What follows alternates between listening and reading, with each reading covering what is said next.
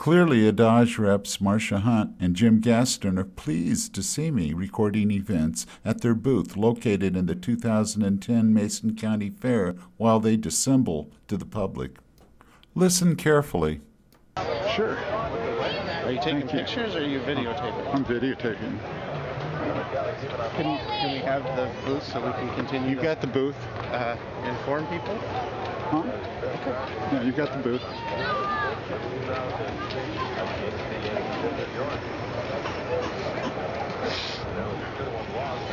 So you're Tom Gaston, and the other two people, are they Adage employees? I'm sorry. Tom DePonte?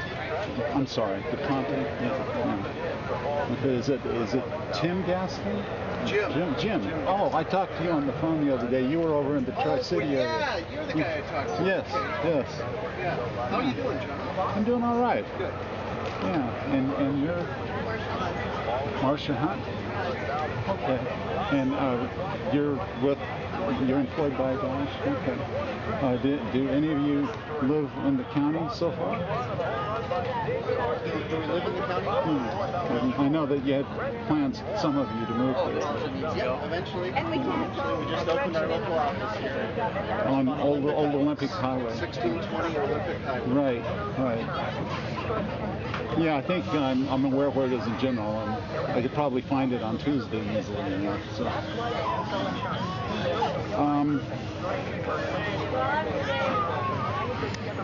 One of you asked me, and I think it was you, if I wasn't concerned about jobs and the economy in Mason County. Might have been. Do you remember my response to that? John, I've got so many phone calls. I'll bet.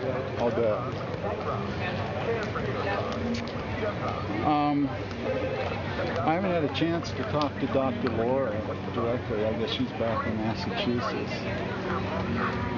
But one question I have that I've been sharing with a lot of people in my attempt to have the merits looked at critically is in the emissions, whether Adage can guarantee that no dioxins. Hi, how you doing? Can we answer any questions for you about the clean biomass power plant we're going to build out on Johns Prairie? I'd like a piece of literature too. Absolutely. Hi there. To give you a package. Do you live here in Mason County? No, Thurston. Thurston? Duke Energy is one of the owners of Adage. Did you know Evergreen State College has signed up for a bioincinerator? For a what? A bioincinerator? Really? Yeah. So we've got Simpson, lots of good jobs. which is a local company, has offered to provide them free hog fuel if they'll set one up. High technology product. We're going to be building out there.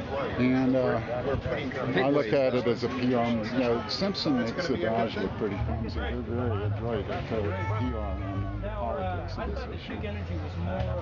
If Evergreen opts for this, why would anybody point a finger at Adage or Simpson? So they have their what they call the regulated business, which is they have specific. Plus, the federal government will be paying them for the fuel that they'd be providing to Evergreen for free. Right now, Evergreen has got a natural gas-fired treatment plant, but the companies and the government is trying to sweeten the deal to persuade the college to change over to an incinerator based on a pyrolysis methodology.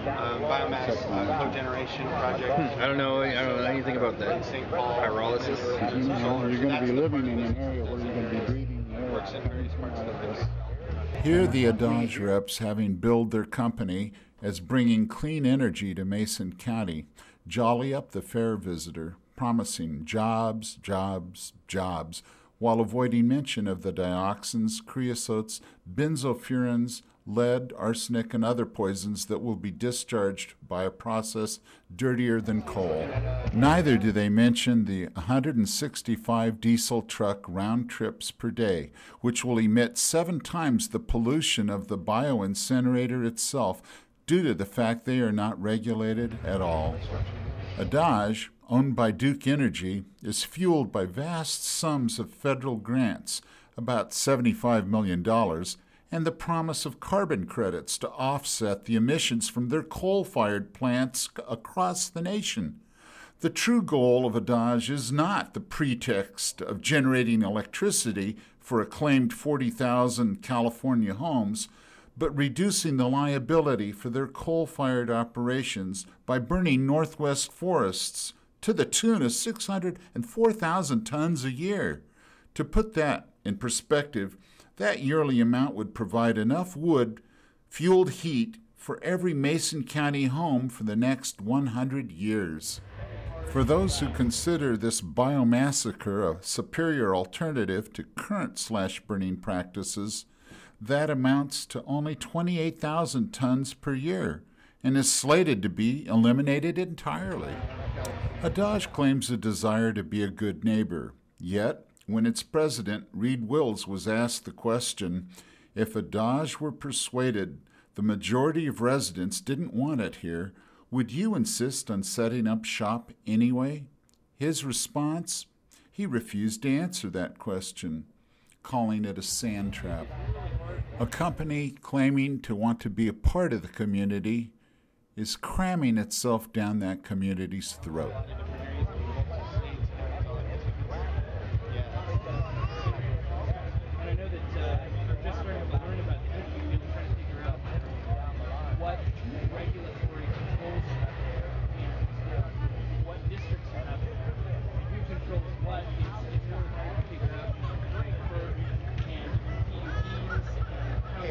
I'll tell you what, we put our transmission request in here just recently. It's a labyrinth of going through that process. So if you can get in and understand it, you will have a full and very good career. So I think that's right. Good, good. Well, I think look at stuff and the area stuff on the office. Well, thank you guys very much. Thank you. Thanks for having me. All right.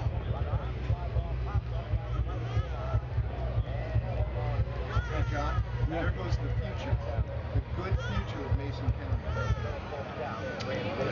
Well, we're trying to get a ballot initiative where people can actually vote on it and see what the sentiment is.